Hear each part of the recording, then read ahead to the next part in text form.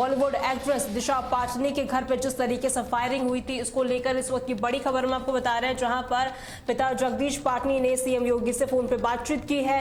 मुख्यमंत्री योगी आदित्यनाथ ने फोन पर उनके साथ बातचीत की और साथ ही पाटनी परिवार को मदद सुरक्षा का भरोसा भी दिया है। घटना के जल्द खुलासे के भी सीएम ने निर्देश दिए हैं। इस वक्त की बड़ी खबर हम आपको बता रहे हैं, जहां पर बरेली में बॉलीवुड एक्ट्रेस दिशा पाटनी के पैतृक निवास पर शुक्रवार ये फायरिंग हुई थी, जहां पर 2 अज्ञात बदमाशों ने ताबड़तोड़ फायरिंग की थी। हालांकि इस घटना से पूरे इलाके में सनसनी फैल गई थी। सिविल लाइंस स्थित वीरा नंबर 40 पर यह घटना हुई थी, जहां पर दिशा के पिता और उनकी माता भी उस वक्त मौजूद थी। पुलिस ने मौके से 2 खाली कारतूस बरामद किए हैं और साथ ही जो लोग हैं, उनकी जो अज्ञात बदमाश है, उनको लेकर भी पूछताछ कर रही है। आपको बता दें, जांच में पता चला कि ये फायरिंग दिशा की बहन खुशबू के हिंदू संत प्रेमानंद महाराज और अनिरुद्ध महाराज के कथित टिप्पणियों के जवाब में की गई थी, जहां पर कनाडा आधारित गैंगस्टर लॉरेंस बिश्नोई का सहयोगी गोल्डी बरार और रोहित गोडारा गैंग ने ये जिम्मेदारी ली थी। सोशल मीडिया पर उन्होंने पोस्ट भी किया था और इसका दावा भी किया था। उन्होंने अपने सोशल मीडिया पर यह भी लिखा था कि ये ट्रेलर है और ऐसे में और भी ज़्यादा जो घटना है वो भी हो सकती है। जगदीश पाटनी ने ANI से भी इसमें बातचीत की है। इस वक्त की बड़ी खबर हम आपको बता रहे हैं, जहां पर मुख्यमंत्री योगी आदित्यनाथ ने जगदीश पाटनी से फोन पर बातचीत की और साथ ही परिवार को पूरी तरीके से सुरक्षा का भरोसा भी दिलाया है। सीएम ने घटना के जल्द खुलासे के निर्देश भी दिए। पुलिस ने जांच में 5 टीमें गठित की है और साथ ही क्राइम ब्रांच को भी ये पूरा मामला है वो सौंप दिया गया है। इसको लेकर जो लगातार चीज़ें हैं वो भी सामने आ रही है। बता दें, बरेली से इस वक्त की बड़ी खबर हम आपको बता रहे हैं, जहां पर दिशा पाटनी के घर पर फायरिंग की गई थी। गोल्डी बरार गैंग ने ये जिम्मेदारी ली थी और इसी के चलते जो ये माहौल है काफ़ी ज़्यादा गर्मा गया था। देखिए, इससे पहले एल्विश यादव के घर पर भी फायरिंग हुई थी और उसके बाद कुछ दिनों के बाद ही बॉलीवुड एक्ट्रेस दिशा पाटनी के घर पर भी फायरिंग की गई थी, जहाँ पर अब माहौल काफ़ी ज़्यादा तनावपूर्ण होने के बाद सीएम योगी ने बातचीत की है दिशा के पिता से और साथ ही फोन पर बातचीत की है और सुरक्षा का भरोसा भी दिलाया है। हालांकि टीमें गठित कर ली गई है और कहीं ना कहीं कयाशें भी लगाई जा रही है कि जल्द से जल्द आरोपियों को पकड़ लिया जाएगा और लगातार इसका अपडेट भी सामने आ रहा है। वो तस्वीरें भी हमने देखी थी, जहां पर दिशा के पैतृक निवास पर अज्ञात बदमाशों ने फायरिंग की थी। घर पे पूरी तरीके से फायरिंग की थी। पुलिस भी मौके पर पहुंची और वहां से उन्होंने खोखे भी बरामद किए थे। इस वक्त की बड़ी खबर हम आपको बता रहे हैं, जहां पर देखिए जांच जो हुई थी उसमें ये भी बात सामने आई थी कि दिशा की जो बहन है खुशबू पाटनी ने संत प्रेमानंद महाराज पर और साथ ही अनिरुद्धाचार्य पर टिप्पणी की थी, जिसके जवाब में ये कार्रवाई की गई है। यहाँ पर जो गोल्डी बरार है उसने इस घटना को अंजाम दिया है। सोशल मीडिया पर उन्होंने पोस्ट भी किया और ये भी कहा कि ये केवल एक ट्रेलर था, इससे भी ज़्यादा जो उन्होंने ये भी कहा था कि भविष्य में ऐसी बेइज्जती बर्दाश्त नहीं की जाएगी। देखिए, गोल्डी बरार ने इसको लेकर जिम्मेदारी ली थी और कहीं ना कहीं ये जो मामला भी सामने आया था सोशल मीडिया के जरिए, अब पुलिस भी इस पे पैनी नज़र बनाए हुए है और लगातार कार्रवाई भी करेगी।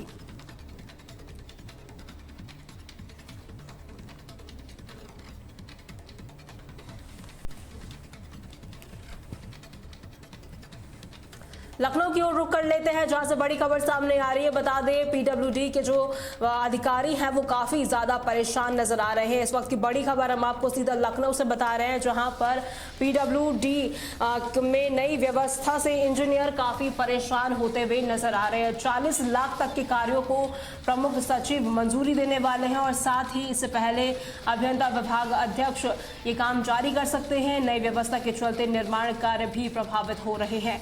PWD डिप्लोमा इंजीनियर संघ ने सीएम को पत्र भी लिखा है इसके एवज में। ये बड़ी खबर हम आपको लखनऊ से बता रहे हैं, जहां पर PWD में नई मंजूरी व्यवस्था से इंजीनियर काफी नाराज है। डिप्लोमा इंजीनियर संघ ने सीएम को पत्र लिखा है और साथ ही निर्माण कार्य भी इसमें प्रभावित हो रहे हैं। उत्तर प्रदेश लोक निर्माण विभाग यानी कि PWD में हाल ही में लागू नई व्यवस्था ने इंजीनियर को काफ़ी ज़्यादा असंतोष कर दिया है। अब 40 लाख रुपए तक के कार्यों को मंजूरी दी गई है, जिसमें प्रमुख सचिव ने ये फैसला लिया है, जबकि पहले ये प्रमुख अभियंता या विभाग अध्यक्ष जारी करते थे।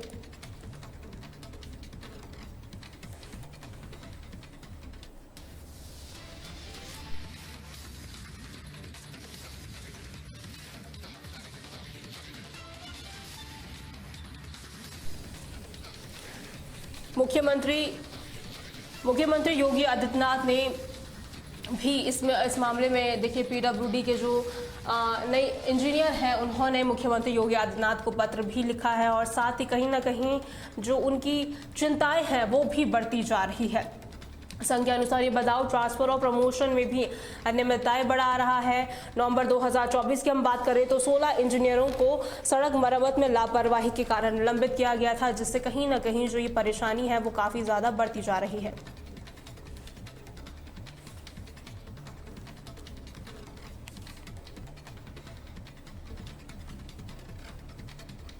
प्रयागराज की ओर रुक कर लेते हैं, जहां से बड़ी खबर सामने आ रही है। बता दें धीरे धीरे यमुना नदी का जो जल स्तर है वो कम होता हुआ नजर आ रहा है। ये खबर हम आपको प्रयागराज से बता रहे हैं, जहां पर धीरे धीरे जो नदियों का जल स्तर है वो कम होता हुआ नजर आ रहा है। और साथ ही 24 घंटे में फाफा मऊ में गंगा का जलस्तर घटा है। फाफा मऊ में 53 सेंटीमीटर, छतनाग में 70 सेंटीमीटर यमुना का जलस्तर घटा है। और साथ ही 24 घंटे में यमुना का नैनी में भी जलस्तर कम हुआ है। देखिए धीरे धीरे जैसे ही यमुना का जलस्तर जो काफ़ी ज़्यादा बढ़ गया था उसमें कमी देखी जा रही है। प्रयागराज से खबर हम आपको बता रहे हैं, जहां पर गंगा यमुना का जलस्तर है काफ़ी घटता हुआ नजर आ रहा है। प्रयागराज में गंगा और यमुना नदियों का जलस्तर तेजी से घट रहा है, जिसमें बाढ़ प्रभावित इलाकों में कहीं ना कहीं राहत मिली है। देखिए लगातार जो यमुना नदी का जो स्तर था, गंगा का जो स्तर था वो काफ़ी ज़्यादा बढ़ रहा था। ऐसे में जो इलाके हैं गंगा यमुना के आसपास उनमें काफ़ी डर का माहौल भी बना हुआ था। लोग दहशत में थे और तरह तरह की जो घटनाएं हैं वो भी देखने को मिल रही थी। ऐसे में बाढ़ की चपेट में काफ़ी लोग आ गए थे, उससे लोगों को काफ़ी ज़्यादा परेशानियों का सामना करना पड़ रहा था। देखिए धीरे धीरे अब जलस्तर में कमी देखी जा रही है और कहीं ना कहीं इससे फ़ायदा भी हो सकता है। ऐसे में कहीं ना कहीं जो लोग हैं उन्होंने राहत की सांस ली है। जो बाढ़ प्रभावित लोग थे उन्हें कहीं ना कहीं राहत मिली है। केंद्रीय जल आयोग के अनुसार पिछले 24 घंटे में फाफा मऊ में गंगा का जलस्तर 53 सेंटीमीटर, छतनाग में 70 सेंटीमीटर और नैनी में यमुना का 73 सेंटीमीटर जो जलस्तर है कम हुआ है। और लगातार देखिए जिस तरीके से ज़्यादा यमुना का जलस्तर बढ़ रहा था उससे लोगों में काफ़ी ज़्यादा डर का माहौल था।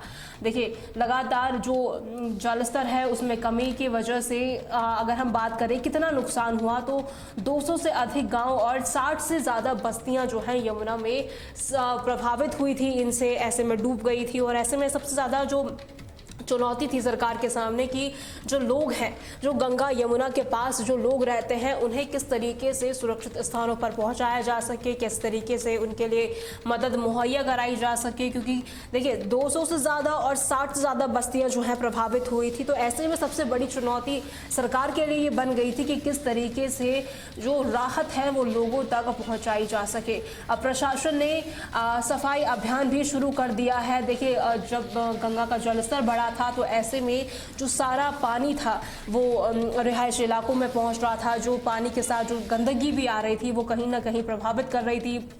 अब जैसे जैसे जो कमी है पानी में देखी जा रही है उसको लेकर अब प्रशासन ने सफाई अभियान भी चलाना शुरू कर दिया है, जिसमें गंगानगर, दारगंज, बागरा, सलोरी और ऐसे तमाम इलाके हैं जहां पे बहुत ज़्यादा गंदगी थी, उन्हें धीरे धीरे उन इलाकों से गंदगी हटाई जा रही है। डीएम भी मौके पर पहुंचे हैं, नगर आयुक्त भी मौके पर पहुंचे और साथ ही उन्होंने प्रभावित क्षेत्रों का दौरा किया है। हालांकि बाढ़ से हज़ारों लोग अभी भी राहत शिविरों में हैं और बीमारी का खतरा भी उन पर बना हुआ है। अगस्त में अगर हम बात करें तो जल स्तर 85 मीटर से ऊपर पहुंचा था, लेकिन अब धीरे धीरे 4 से 10 सेंटीमीटर प्रति घंटे की दर में गिरावट आ रही है। अब देखिए जिस तरीके से मानसून ने कहर बरपाया हुआ था, कहीं ना कहीं लोगों के लिए ये काफ़ी ज़्यादा चुनौतीपूर्ण बन गया था, लेकिन अब धीरे धीरे गंगा यमुना का जो जल स्तर है वो कम हो रहा है। तो ऐसे में जो लोग हैं उन्होंने भी राहत की सांस ली है और साथ ही प्रशासन ने भी राहत की सांस ली है। और धीरे धीरे जो अब जिस तरीके से गंदगी फैली हुई थी किनारे पे, उसको लेकर अब सफाई अभियान चलाया जा रहा है ताकि गंदगी का जो खतरा है वो ज़्यादा ना बढ़े, लोग उससे प्रभावित ना हो। उसके लिए प्रशासन ने सफाई अभियान भी शुरू कर दिया है।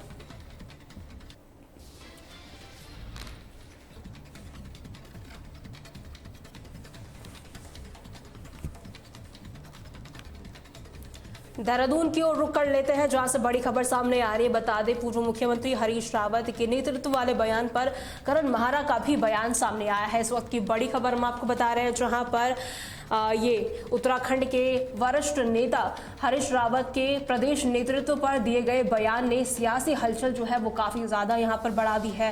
पूर्व सीएम रावत ने हाल ही में कहा था कि वे प्रदेश कांग्रेस के नेतृत्व को मजबूत बनाना चाहते हैं, जिस पर प्रदेश अध्यक्ष करण महारा ने प्रतिक्रिया दिया है और साथ ही ये स्पष्ट किया है कि प्रदेश अध्यक्ष बनने का फैसला आला कमान का है। महारा ने कहा है कि हरीश रावत पार्टी के सबसे बुजुर्ग और अनुभवी नेता हैं। 2027 में सत्ता में आने पर उनके सुझावों पर मंथन भी किया जाएगा।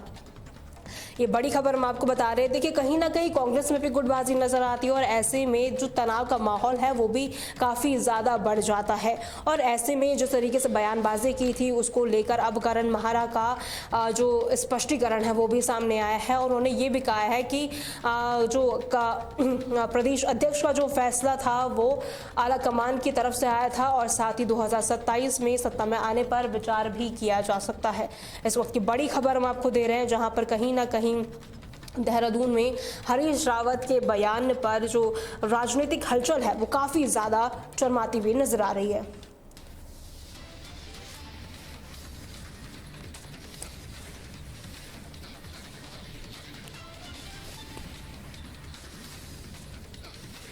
लखनऊ की ओर रुख कर लेते हैं। बता दें, सपा प्रमुख अखिलेश यादव का एक बयान काफी वायरल हो रहा है, जहां पर उन्होंने सर्वे कराने का ऐलान किया है। इस वक्त की बड़ी खबर हम आपको लखनऊ से बता रहे हैं, जहां पर सपा प्रमुख सपा अध्यक्ष अखिलेश यादव का बड़ा ऐलान सामने आया है, जहां पर उन्होंने कहा है कि 2027 चुनाव में प्रत्याशी सर्वे से चयन किए जाएंगे, केवल जीतने वालों को ही टिकट दिया जाएगा और कार्यकर्ताओं को सतर्क रहने की हिदायत भी दी गई है।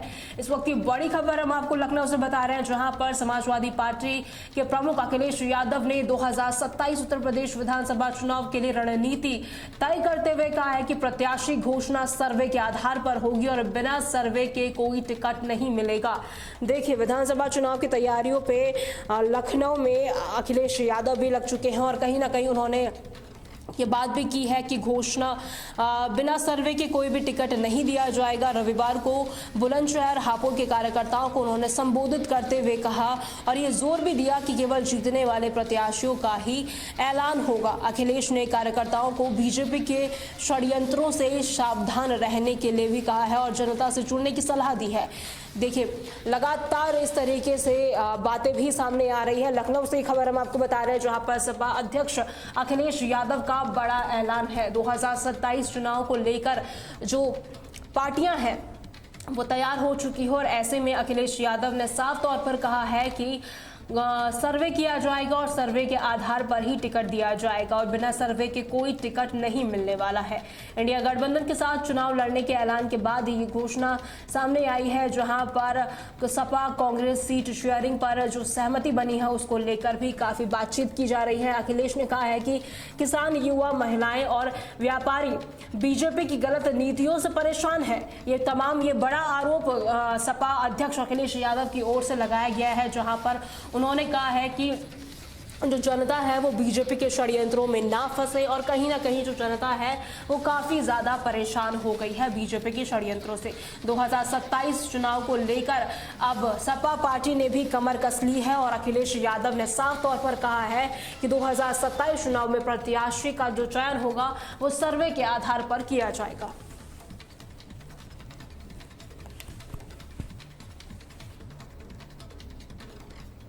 ब्रेकिंग न्यूज में फिलहाल के लिए इतना ही। खबरों के लिए बने रहे तहलका डिजिटल के साथ।